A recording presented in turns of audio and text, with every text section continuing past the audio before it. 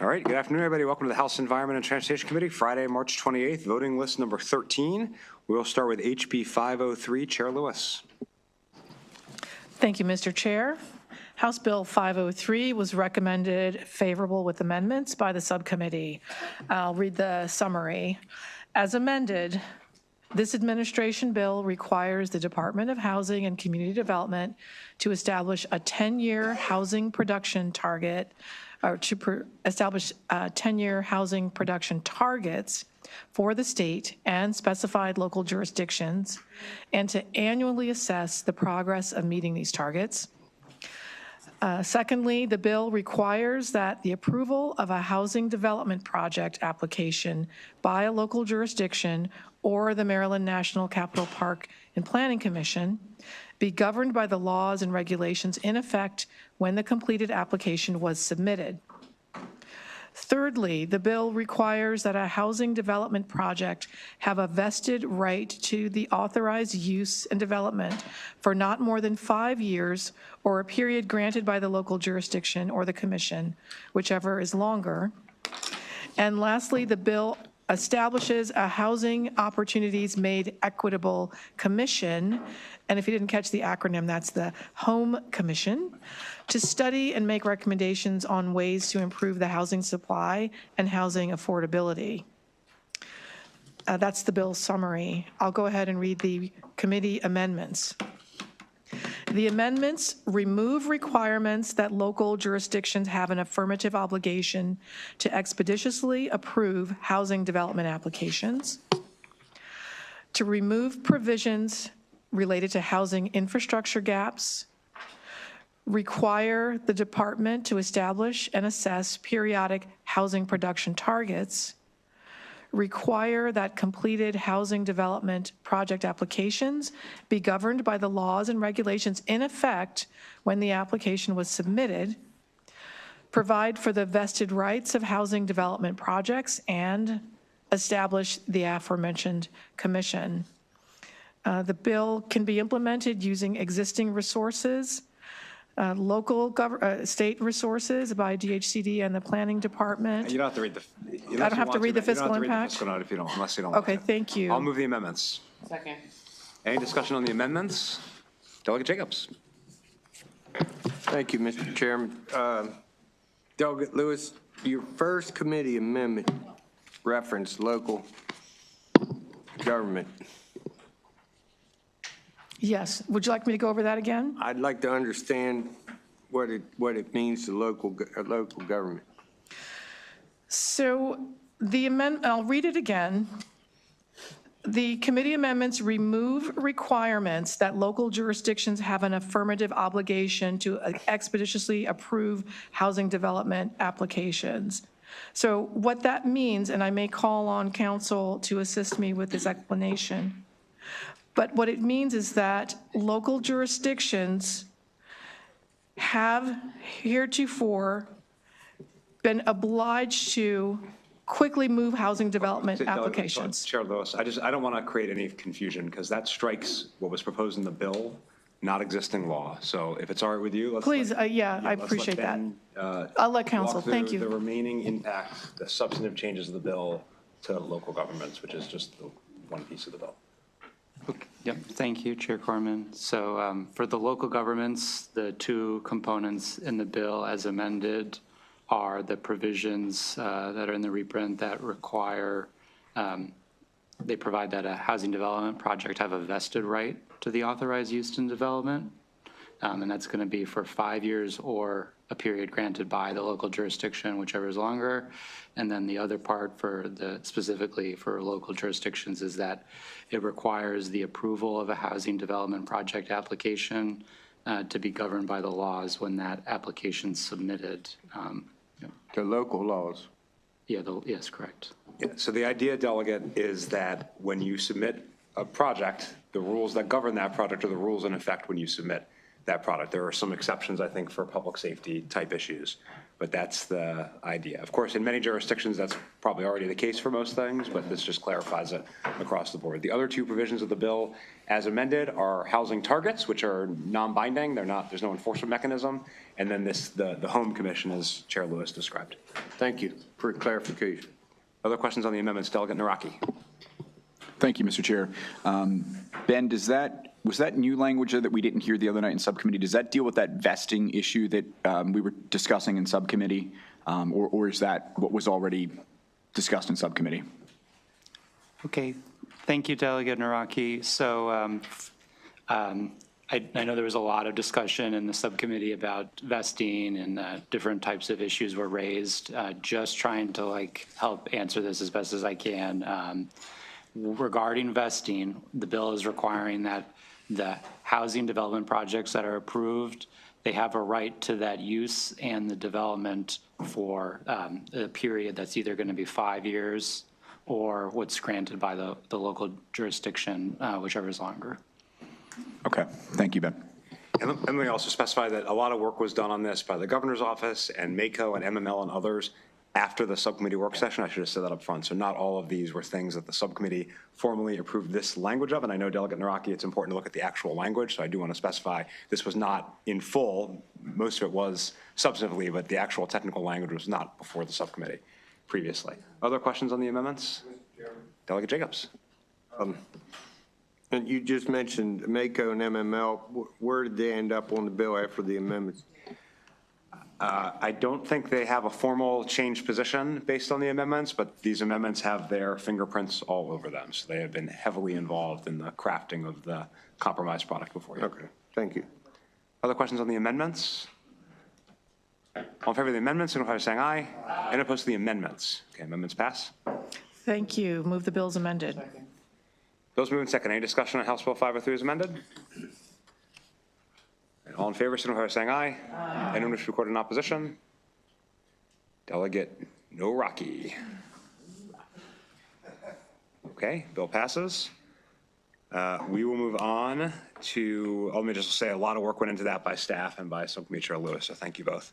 We'll move on to Senate Bill 722. Chair Stein. Thank you, Mr. Chair. This bill is identical to House Bill 1155 as passed by the House. Move favorable. Bills moved and second. Any discussion on the bill? All in favor of SB 722, signify by saying aye. Aye. Anyone wish to record in opposition? Okay, bill passes. We will move on to Senate Bill 162. Chair Boyce. Thank you, Mr. Chair. Committee recommendation is favorable. This bill repeals Title 10, Subtitle 9 of the Agriculture Article, which generally governs the regulation of cantaloupes by the Maryland Department of Agriculture. Move the favorable report. Bills moved and second. Any questions on cantaloupes? All in favor, signify by saying aye. Aye. Anyone wish to record in opposition? Okay, bill passes. We will move on to Senate Bill 103.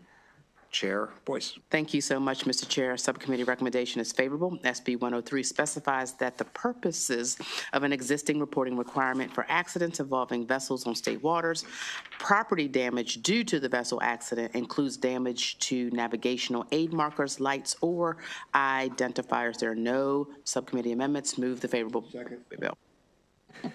Bills moved and second. Any discussion on SB 103? All in favor, signify by saying aye. Aye. Anyone wish to record in opposition? Okay, bill passes. We move on to SB 282. Chair Boyce. Thank you, Mr. Chair. Subcommittee recommendation is favorable with amendments as amended. The bill, in the same posture as HB 494, primarily clarifies or expands the availability of service members and veteran recreational benefits and privileges to certain additional service members and veterans. The bill generally establishes uniform definitions relating to the military and general provisions, natural resources, and state government articles of Maryland Code, primarily by reference to definitions and the U.S. Code. While numerous alterations within the bill present only stylistic or technical changes, there are substantive changes. Subcommittee amendment makes certain active and former service members eligible for complimentary licenses or license exemptions for recreational non-title fishing license or hunting license. Move the amendment. That's moved and second. Discussion on the amendment? For the amendment, signify by saying aye. Aye. And wish to be opposed to the amendment? Okay, amendment passes. Move the bill as amended, sir. Bills moved and second. Any discussion on SB 282? All in favor of SB 282 as amended, signify by saying aye. Aye. Anyone wish to record in opposition? Okay, bill passes. We'll move on to House Bill 1470. Chair Boyce. Thank you so much, and thank you so much to Patrick, council, and the subcommittee for working on this really important and unique issue.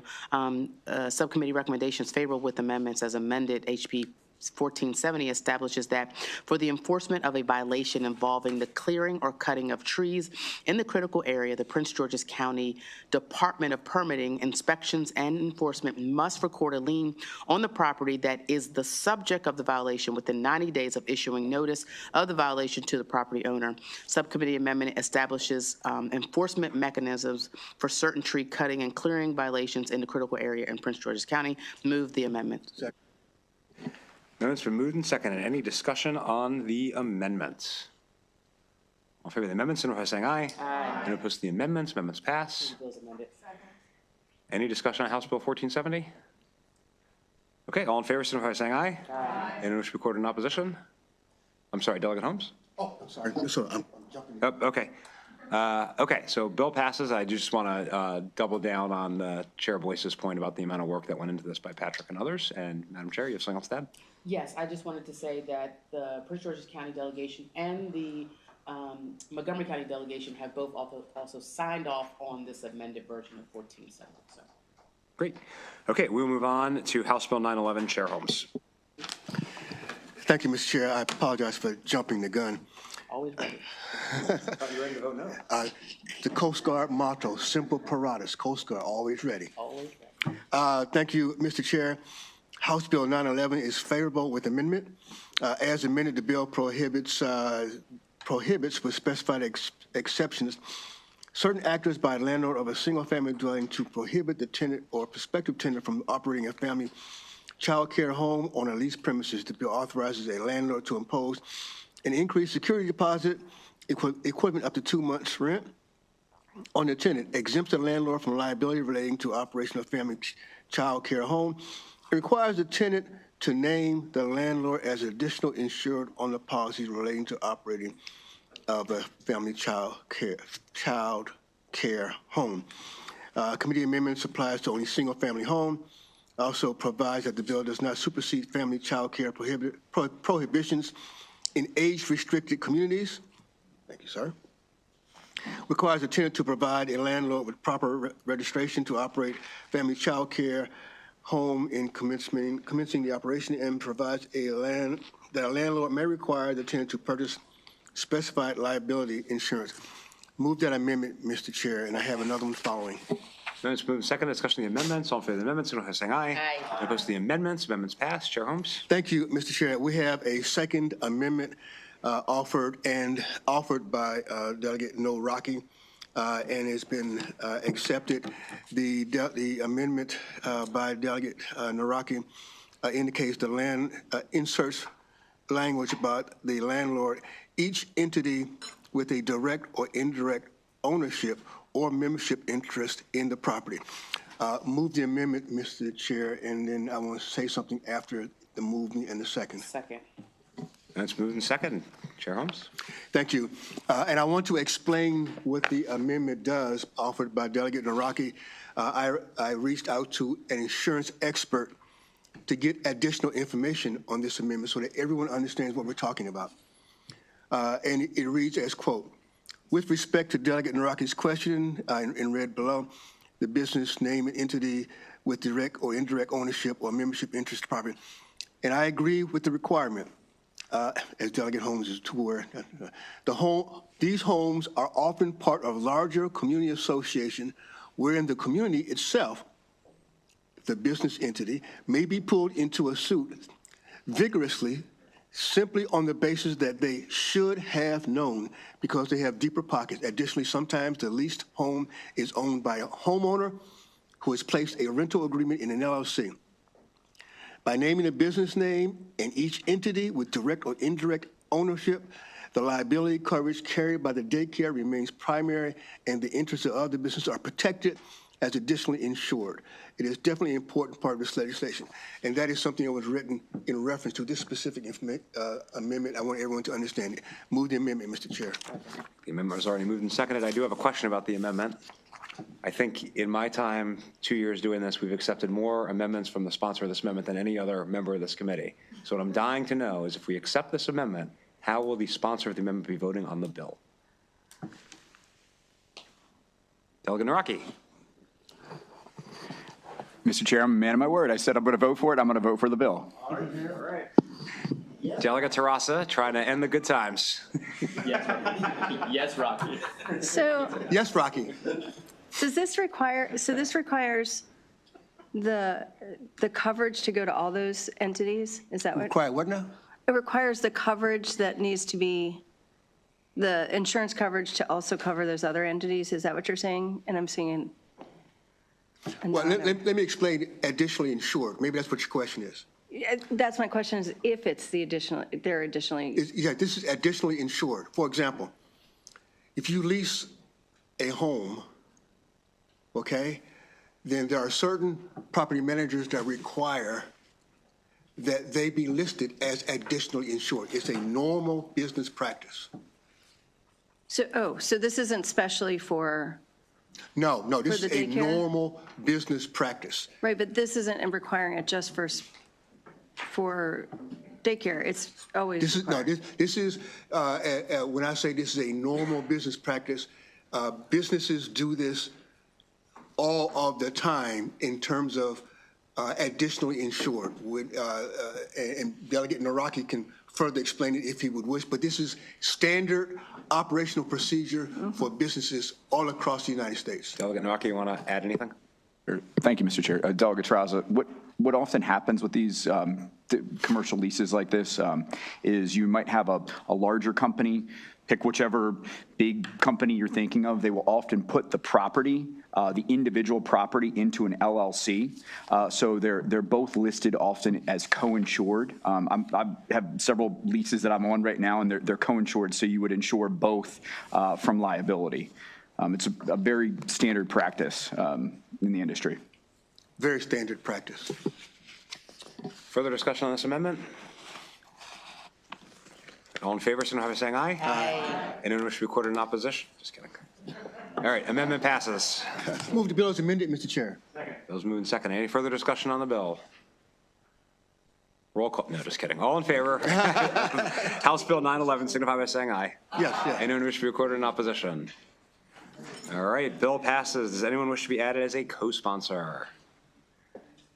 Vice Chair Boyce, Delegate Terrasa, Delegate Ruth, Delegate Allen, and Delegate Healy. Delegate Allen. Boyce, Terrasa, Ruth, Allen, and Healy. All right, everybody good? Okay, we'll move on to SB 160. Chair Holmes. Thank you, Mr. Chair. This received a favorable with amendment from the subcommittee. The bill, in short summary, is a disclosure bill for owner-occupied residential property. In contracts of sale, the owner-occupied residential property, this bill, number one, requires a wholesale buyer to disclose to the owner of the property that the wholesale buyer may assign the contract of sale to another person. And number two, requires a wholesale seller to disclose to a prospective assignee that the wholesale seller may not be able to convey the title. If the required disclosure is not provided by the wholesaler, the contract of the sale may be rescinded by the other party at any time. The committee amendments make technical changes and corrections to the bill. Move the amendment, Mr. Chair. Amendments moved and seconded. Discussion on the amendment. All in favor of the amendment, signify by saying aye. Aye. Any opposed to the amendment? Okay, amendment passes. Move the bill as amended. All right, SB 160, any discussion? All in favor of SB 160 as amended, signify by saying aye. Aye. Anyone wish to record in opposition? Okay, bill passes, and we'll move on to Senate Bill 238. Chair Holmes. Thank you, Mr. Chair. House Bill 238 received a favorable recommendation from the subcommittee. There are no amendments. This is this departmental expands the entities eligible to administer local rehabilitation programs in the Maryland Housing Rehabilitation Program in DHCD to include nonprofit sponsors. Move the bill, Mr. Chair. There are no amendments. Bill's moving second. Any discussion on SB 238? All in favor, signify by saying aye. Aye. Anyone wish to record in opposition? He's back. Delegate No Rocky, Delegate Otto. Okay. Bill passes. SB 540, Chair Holmes. Thank you, Mr. Chair. SB 540 received a favorable with amendment recommendation from the subcommittee. The bill prohibits a cooperative housing corporation, condominium, or homeowners association from requiring certain sensitive information from an owner or occupant or their guest or child as a condition of accessing a recreational common area such as a reading lounge, playground, or swimming pool. The committee amendment added medical records to this. Move the amendments, Mr. Chair. Amendments moved and seconded. Discussion of the amendments. All in favor of the amendments, signify by saying aye. Any opposed to the amendments? Amendments pass. Move the bill as amended, Mr. Chair. Bills moved and seconded. Any discussion on SB 540? All in favor of SB 540 as amended, signify by saying aye. Aye. Anyone wish to record in opposition? Okay, bill passes. Move on to SB 606. Chair Holmes. Thank you, Mr. Chair. This bill received a straight favorable from the subcommittee. The bill corrects a term in provision of existing law related to a tenant's right of first refusal to purchase residential rental property. Move the bill. There are no amendments, Mr. Chair. Bill's been moved and seconded. Any discussion on the bill? All in favor of SB 606, signify by saying aye. Aye. Anyone wish to record in opposition? Delegate Jacobs. Delegate Otto. Delegate Siliberti. Delegate Naraki. And Delegate Morgan. All right. Bill passes. SB 513, Chair Holmes. Thank you, Mr. Chair. This bill received a favorable with amendment from the subcommittee, and as amended, the bill alters the statutory provision in regard to the notice that a local government must provide when it intends to execute and record a restrictive covenant modification to an unlawful restrictive covenant. In addition to repeating the requirement the notice should be sent first-class mail, the bill authorizes notice by publication for 4 successive weeks in 1 or more newspapers in general circulation in the county municipality where the property is located and posting on the official website of the county. Move the amendments, Mr. Chair. Second. Amendments moved and seconded. Discussion of the amendments. All in favor of the amendments, signify by saying aye. Aye. And opposed to the amendments? Okay, amendments pass. Move the bill as amended, Mr. Chair. Bills moved and seconded. Any discussion on SB 513? All in favor, signify by saying aye. Aye. Anyone wish to record in opposition? Okay, bill passes. Moving on to SB 436. Thank you, Mr. Chair. This bill received a straight favorable from the committee, and as the bill reads, it requires the Department of Labor to conduct a study of building code requirements for single staircase buildings and make recommendations regarding potential legislative or regulatory changes to authorize construction of a single staircase building up to 6 stories for the purposes of increasing the affordable housing supply. Move the bill with no amendments, Mr. Chair. Bills moved and seconded. Any discussion on the bill? All in favor of SB 436, signify by saying aye. Aye. Anyone wish to record in opposition? Okay, bill passes. SB 63, Chair Holmes. Thank you, Mr. Chair. SB 63 is our favorite topic of the year, reserve studies. This is the Senate version of the reserve study bill. And in its current posture to us, SB 63, there are no amendments. And as I indicated earlier, this is a reserve study bill. In short summary, the bill makes various changes related to requirements of corporate housing, condominium, homeowners association, collectively known as common ownership communities, to fund reserve accounts. Among other provisions, the bill extends from 3 to 5 years the amount of time the initial reserve study entities have to obtain the annual reserve funding level as recommended in the study. Requires the governing body to prepare a specified funding plan and authorize the governing body to make financial hardship determination and reasonably deviate from the reserve funding requirements subject to specific restrictions. Move the bill as unamended, Mr. Chair. Second. Bills moved and seconded. Any discussion on the bill? All right, all in favor of SB 63, signify by saying aye. Aye. Anyone wish to record in opposition? Delegate Jacobs, Delegate Otto, Delegate Siliberti, Delegate Naraki, and Delegate Morgan. Okay. Baker's not here. And finally, Mr. Chair, I just want to thank staff, all staff, for assisting us in all these things. Thank you, Mr. Chair. Absolutely, they've been wonderful. So here's where we're at. I know some subcommittees are meeting this afternoon. We'll do those announcements in a moment. I think at least one subcommittee is probably going to meet on Monday. We have, I think, what should be the last of our bill hearings on Tuesday.